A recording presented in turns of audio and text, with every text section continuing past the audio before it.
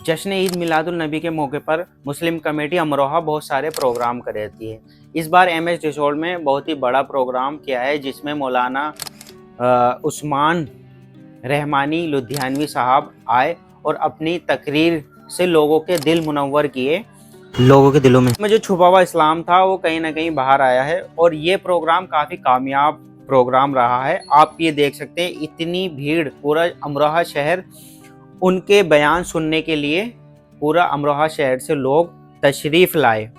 बहुत ही अच्छा प्रोग्राम ये मुस्लिम कमेटी द्वारा किया गया। इस वीडियो में हम उनकी तकरीर सुनाएंगे और कैसा रहा प्रोग्राम ये भी दिखलाएंगे। आप हमारे साथ बने रहें। आप देख रहे हैं स्मार्ट अमरोहा। मौलवी की तनख्वाह कितनी है आपके यहाँ? तो अचानक मैंने उनको पूछा, यार जूता बड़ा अच्छा पहन रखा है। तो कहने लगे भी ये एडिडास कंपनी का है।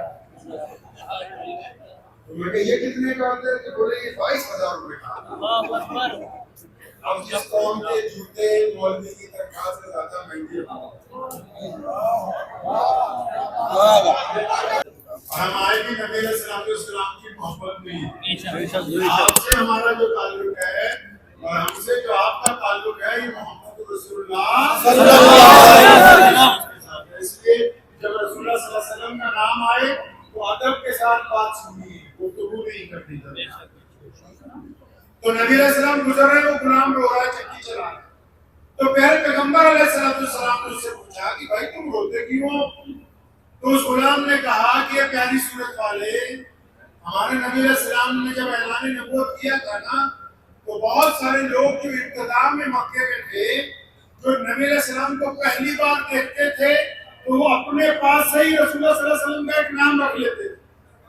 मिसाल के तौर पे आप किसी को देखें तो आपको नाम नहीं पता होता, तो आप अपने पास एक नाम रख लेते हैं कि काला है, गोरा है, लंबा है, छोटा है, अपने पास से। तो हमारे नबी अलैहिस्सलाम को अगर कोई देखता था तो अपने पास से नाम रख लेता था प्यारी सूरत वाले। वो सूरत ही इतनी प्यारी है कि वैसी कोई सूरत कायनात में नहीं है। तो उस गुलाम ने नबी अलैहिस्सलाम को देखा, कहा प्यारी सूरत वाले, मैं रोता इसलिए हूँ क्योंकि मेरे मालिक ने कहा है कि आका पीसो। तो उन्होंने फिर उनसे पूछा इसमें रोने वाली क्या बात है, लोग मेहनत करते हैं। तो उस गुलाम ने कहा नहीं प्यारी सूरत वाले, वो मुझे बुखार चढ़ा हुआ है ना, तो मेरा जो मालिक है उमैया, उसने मुझ पर पाबंदी लगाई है कि घर से बुखार चढ़ा रहे तुमको ये चक्की चलानी होगी। अब हमारे नबी अलैहिस्सलाम ने जब ये बात सुनी तो आप सल्लल्लाहु अलैहि वसल्लम ने क्या कहा पता है? प्यारे नबी अलैहिस्सलाम ने उस गुलाम को कहा कि तुम फिक्र ना करो, हम तुम्हारी मदद करेंगे। फिक्र ना करो, हम तुम्हारी मदद करेंगे। इतना क्या कि नबी अलैहिस्सलाम वहां से चल पड़े। जब आप सल्लल्लाहु अलैहि वसल्लम चले गए तो गुलाम सोचता है कि बहुत सारे लोग इस शाहराह से गुजरते हैं, रास्ते से मुझे रोता हुआ भी देखते हैं, मुझे पूछते भी हैं, लेकिन आज तक कोई पलट के नहीं आया। अभी वो ये सोच ही रहा है कि नबी अलैहिस्सलाम वापस तशरीफ ले आए और आप सल्लल्लाहु अलैहि वसल्लम के एक हाथ में खजूरें और दूसरे हाथ में गर्म दूध का प्याला है। आप अलैहिस्सलाम ने उस गुलाम को खजूरें खिलाई, दूध पिलाया और फिर उसको कहा कि तुम आराम करो। तो उसने बड़ी हैरत से देखा, क्योंकि वो दौर है जब इंसान को इंसान नहीं समझा जाता। ये दौर है जब अमीर और गरीब में जमीन और आसमान का फर्क है। ये वो दौर है जब काले और गोरे को एक जगह खड़े होने की इजाजत नहीं है। उसने हैरत से नबी अलैहिस्सलाम की तरफ देखा और कहा प्यारी सूरत वाले सल्लल्लाहु अलैहि वसल्लम, आप कैसी बातें करते हैं? मैं किस तरह आराम कर सकता हूँ? अगर मैं ये आराम करूंगा तो ये चक्की कौन चलाएगा? तो नबी अलैहिस्सलाम ने क्या फरमाया? प्यारे पैगंबर अलैहिस्सलाम ने फरमाया था कि आप आराम करो, आपकी जगह ये चक्की मैं चला दूंगा। ये है हमारे मोहम्मद रसूलुल्लाह सल्लल्लाहु अलैहि वसल्लम। और फिर लगातार कई दिन मोहम्मद रसूलुल्लाह सल्लल्लाहु अलैहि वसल्लम रोजाना उसके लिए खाने पीने का सामान लाते, उसकी जगह चक्की चलाते। और जिस दिन वो तंदुरुस्त हो गया, नबी अलैहिस्सलाम जब जाने लगे तो उस बंदे ने नबी अलैहिस्सलाम से पूछा कि प्यारी सूरत वाले आपका नाम क्या है?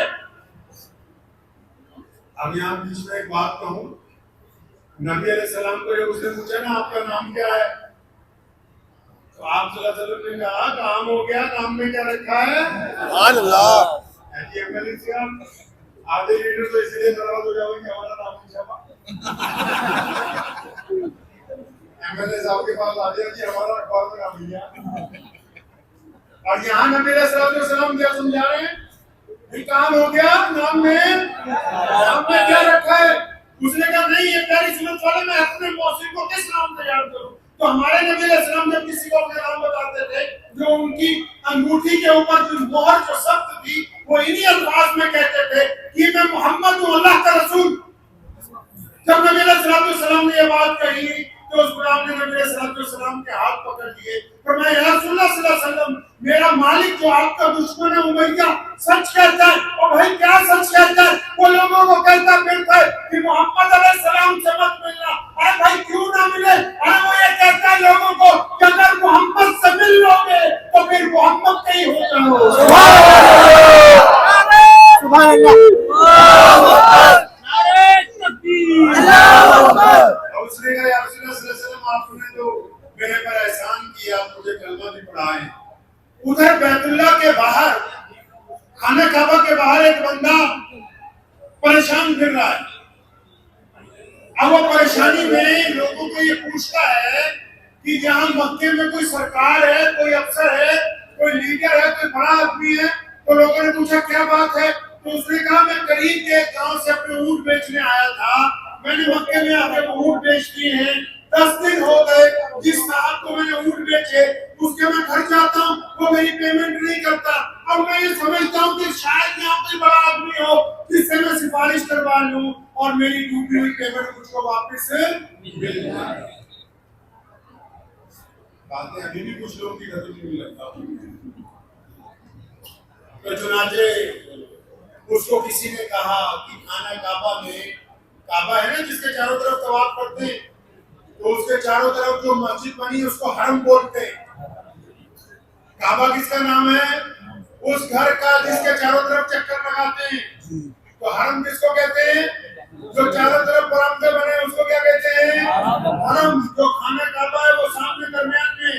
تو اس کے مکے کے لوگوں نے کہا کہ حرم میں روزانہ صبح کو بہترین قالین بچھا کے ریشمی کپڑے پہن کے مکے کے سارے چودھری وہاں بیٹھتے ہیں. تم اگر ان کو جا کے گزارش کر دو تو وہ تمہاری پیمنٹ دلوا دیں. تو اس کو تو رستہ مل گیا. تو چنانچہ وہ صبح ہوئی خانہ کعبہ میں گیا تو دیکھا بیت اللہ کے برآمدوں میں واقعی بڑے بڑے لوگ جو ہیں وہ بیٹھے ہوئے ہیں اور شربت پی رہے ہیں. اب ان کے پاس گیا. اب وہاں کون لوگ بیٹھے ہیں؟ نبی علیہ السلام کے دشمن کون؟ امیہ بیٹھا ہے, عتبہ بیٹھا ہے, ولید بیٹھا ہے, ابو لہب بیٹھا ہے, عبداللہ بن جنان بیٹھا ہے. بڑے بڑے مشرک بیٹھے ہوئے مکے کے جو سارے کے سارے نبی علیہ السلام کے دشمن ہیں. یہ ان کے پاس گیا. وہ پوچھا بھائی کیسے آئے؟ جو کہا جی میں اونٹ بیچنے آیا تھا, میں نے اونٹ بیچے, جو بندے نے خریدے وہ پیمنٹ نہیں دیتا. تو امیہ جو بڑا بدماش تھا اس دور کا اس نے حیرت سے پوچھا ارے ایسا کون ہے مکے میں ہمارے علاوہ جس نے تمہاری پیمنٹ روک لی ہے؟ اس نے بولا مین تو ہم ہی سارے ہیں, اس کے پیسے کس نے مار لیے؟ کیونکہ خود وہ ٹھگ تھا تو اس نے کہا کہ صبح صبح آمدنی ہو جائے گی, اس کی بڑی پیمنٹ نکلوائیں گے, آپ اس کو دیں گے, آپ کو دیں گے. اب جب اس نے امیہ نے اس بندے سے یہ پوچھا کہ بھائی تمہارے پیسے کس نے مارے, تو نام بتاؤ. تو اس نے کہا جی میرے پیسے تو ابو جہل نے مار دیے. اب جب ابو جہل کا نام آیا تو امیہ بھی ہنسنے لگا. کیوں؟ وہ ان کا بادشاہ ہے, ان کا سرگنا ہے. امیہ بھی اسی کے متحد ہے, عتبہ بھی, ولید بھی.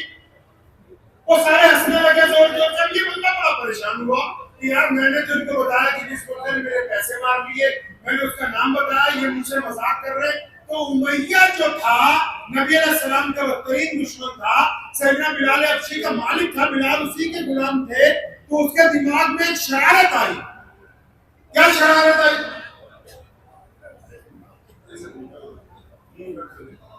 اور تو امیہ کے ذہن میں ایک شرارت آئی. کیا شرارت آئی پتہ ہے؟ امیہ نے اس بندے کا بازو پکڑا, اس کو خانہ کعبہ کی طرف اشارہ کیا اور وہاں نبی علیہ السلام بیٹھے ہوئے. کہاں؟ خانہ کعبہ سے ٹیک لگا کے ہمارے پیارے پیغمبر تو امیہ نے اس بندے کو نبی علیہ السلام کی طرف انگلی کا اشارہ کر کے کہا کہ وہ جو سامنے سفید کپڑوں میں ہے، اس نے کہا ہاں، کہتا بس ان کے پاس چلا جا، وہ تیرا کام بنا دیں گے۔ اندازہ لگاؤ، رسول اللہ کے دشمن کا بھی یقین ہے جی، بدترین دشمن کا بھی یقین ہے کس بات پہ کہ جو محمد رسول اللہ کے در پر چلا جائے اس کی سنوائی ہوگی، وہ خالی ہاتھ واپس آنے والا یہ ان کا بھی یقین ہے دشمن کا کہ محمد رسول اللہ صلی اللہ علیہ وسلم کے در پر اگر کوئی چلا جائے، اور آج بھی ہمارا یقین ہے، آج بھی اگر کرے رسول پر کھڑا ہو کر کوئی محمد رسول اللہ صلی اللہ علیہ وسلم سے فریاد لگا دے تو محمد رسول اللہ اس کو خالی واپس نہیں کریں گے۔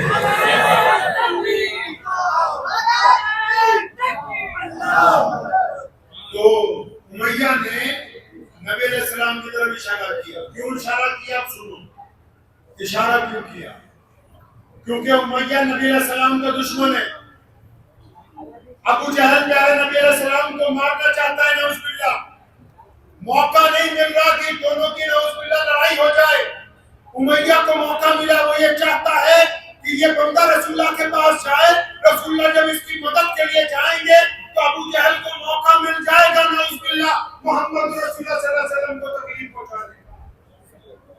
اب وہ بندہ وہ جب گیا نبی علیہ السلام کی طرف، تو میں نے پہلے عرض کیا آپ کو کہ اس نے نبی علیہ السلام کی طرف دیکھا، اس نے بھی اپنے پاس سے نام رکھ لیا۔ ارے صورت ہی اتنی پیاری ہے کہ جو دیکھے گا تو دیکھتا ہی رہ جائے گا۔ اس نے بھی کہا کہ پیاری صورت والے آپ پر سلام ہو، جو عرب کا رواج ہے۔ تو میرے نبی علیہ السلام نے سلام کے جواب کے ساتھ جو بات رسول اللہ نے کہی، وہ بات سن کے وہ بندہ رونے لگا۔ اب کیا کہا اس نے؟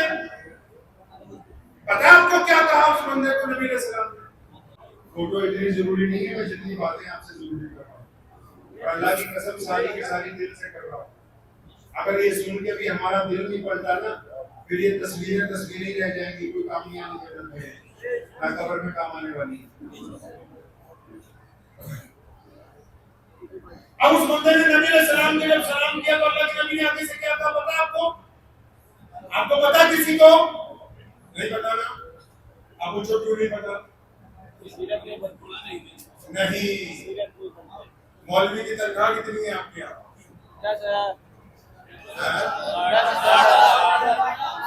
زیادہ ہے؟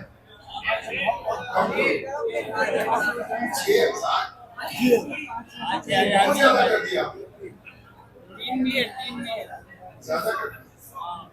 ایمرجنسی صاحب میرے ایک دوست ہیں، ہم دونوں 5-6 لوگ تھے پنجاب کے مولوی بھی کام کرنے کا موقع ملا مزدور کی چیئرمینی میں، تو میں نے کہا مولویوں کی تنخواہ بڑھاتے ہیں، تو کہنے لگے نہیں یار عثمان بھائی 6-7 ہزار ٹھیک ہے، تو میں نے کہا نہیں یار 20 ہزار ٹھیک ہے، تو کہنے لگے نہیں یار 7 ہزار ٹھیک ہے۔ تو اچانک میں نے ان کو پوچھا یار جوتا بڑا اچھا پہن رکھا ہے، تو کہنے لگے بھی یہ ایڈیڈاس کمپنی کا ہے۔ تو میں کہا یہ کتنے کا ہوتا ہے؟ کہ بولے یہ 22,000 روپے کا۔ اب جس قوم کے جوتے مولوی کی تنخواہ سے زیادہ مہنگے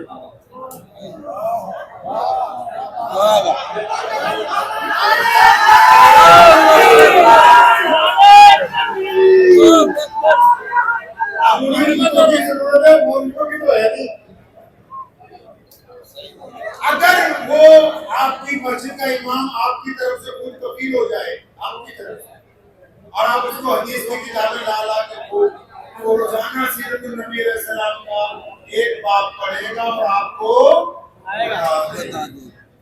اگر اللہ کو جاننا ہے، اللہ کو جاننا ہے اگر تو حکم اللہ نے قرآن میں اعلان کیا کہ دنیا داروں، اے دنیا کے لوگوں، اے مولویوں، پروفیسروں، اے بڑے بڑے وزیروں، اے بڑے بڑے عام لوگوں، اے بڑے